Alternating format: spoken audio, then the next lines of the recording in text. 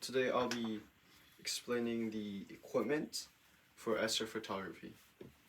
Before we start, this is the calendar for the moon cycle.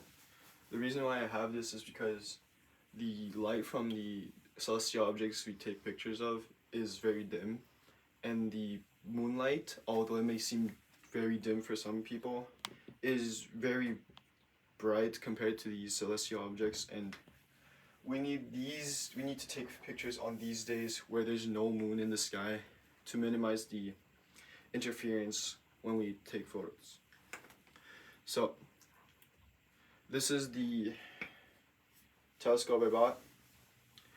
It uses epichromatic lenses to get rid of chromatic aberration. So for the camera, this is a cooling camera specifically made for astrophotography, and it has a cooling fixture so you can take photos for a long time without overheating. This is the autofocus.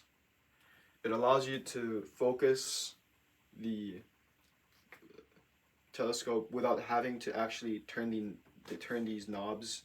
You can do it on your phone or your device remotely, which makes it a lot easier. And it also has an autofocus feature, so the computer can do it for you rather than you actually having to look at the screen and focus it yourself. This is the mount of these. This is called the super mount. This is basically a tripod and a pier built in together, and this just serves as a base for our telescope. This is the equatorial mount, and basically what it does, it follows the rotation of Earth. So when you take a photo, you have to expose it for a long time.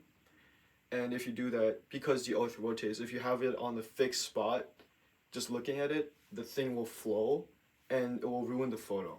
So what this does is when you align with the North Pole and the Polaris, the star, this will follow the celestial object in the sky, allowing you to have better photos, longer exposure, without having them make a line in your photos.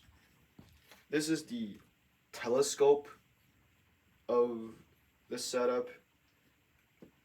Like that said before, this uses epichromatic lenses to get rid of chromatic aberration. This is the filter wheel. When you take photos, there's specific filters you want to use to filter out certain lights and to make better photos. This is a collection of these filters that you can use in your app to control when you want to change the filters of what you take pictures of. This is the guide telescope.